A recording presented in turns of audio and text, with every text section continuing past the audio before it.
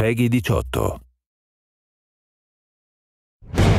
In this four-part series, get an inside look on the making of one of the most anticipated titles in gaming history. This is Inside Assassin's Creed 3.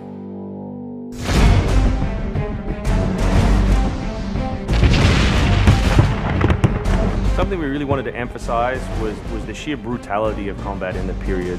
We've all seen the paintings of the Revolution, and death is glorified, death is angelic, but it wasn't that way on the battlefield. It was a brutal conflict.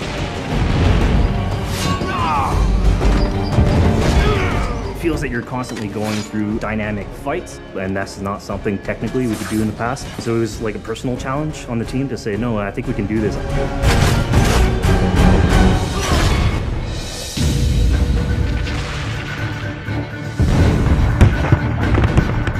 These armies are filled with different types of weapons. So, you have everything from muskets, you have grenadiers, you have guys with boarding axes. Being shot by a musket would be an awfully painful way to go. The caliber size of the ball was at least 3 or 4 times as large as anything that any modern military is using today. After the muskets were discharged, they would charge with their bayonets. What basically is a giant spear, and he has every intention of running that through you.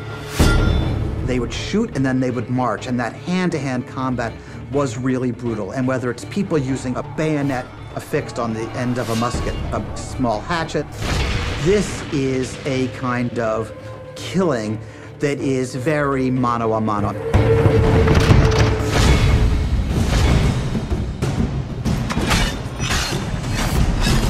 All the animations, all the weapons are brand new.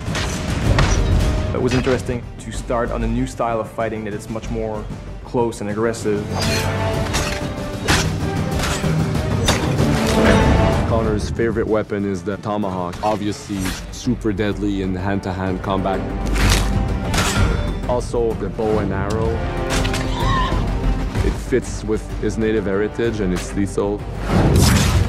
The rope dart, it's a real accurate Chinese tool that we found the references for that period as well. He can use it from the ground, so he can bring the enemy towards him. It gives him the ability, for example, on a tree, to hang someone from above.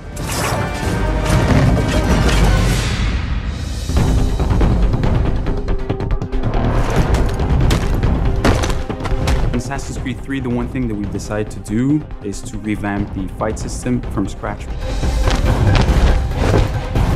We wanted the skill in the combat in the game to be about transitioning from character to character by choosing the right moves, by performing them correctly. It allows you to basically mow your way through large numbers of people if you're good enough without stopping. What do you do if you go into a bunch of guys with muskets and they try and shoot you? So we had to figure out, can you dodge them? Can you run away?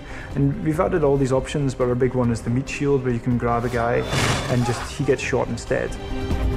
Our mocap guys are stuntmen. We spend a long time with them rehearsing and figuring out exactly what would be the greatest choreography. We had to go through, like multiple people. Connor is trained in a very different style of fighting to the British soldiers.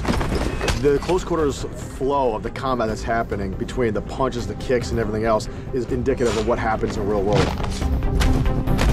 I'm very impressed by the moves that they do. It's cool to see push kicks and axe kicks and different sort of takedowns that are done correctly and very believable when they're done. Right hand, right. Punch to the face, boom, to the throat, to the groin, finish with boom.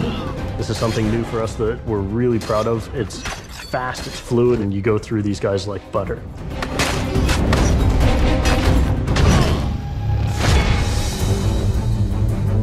Connor is essentially the first guerrilla fighter. He's someone whose goal is always to move behind enemy lines, to pick off his target, and to escape. Employing guerrilla tactics, or what we now know today as asymmetric warfare, was something that truly was a component of the American Revolution. They learned what we would think of as guerrilla-style warfare. You sort of hit quickly and then disappear. American tactics were really frowned upon by the British because the Americans did adapt the tactics that were used by the Native Americans from the French and Indian War. The first big battle at Lexington and Concord takes place on a New England town green. And as the soldiers march back to Boston, they are marching along a dirt road lined by stone. You know, it's not the most effective strategy wearing your bright red coat and march through the woods while some farmer's trying to shoot at you. The Americans brought a tactic that they couldn't really cope with. They essentially took it away from the battlefield and they started guerrilla tactics.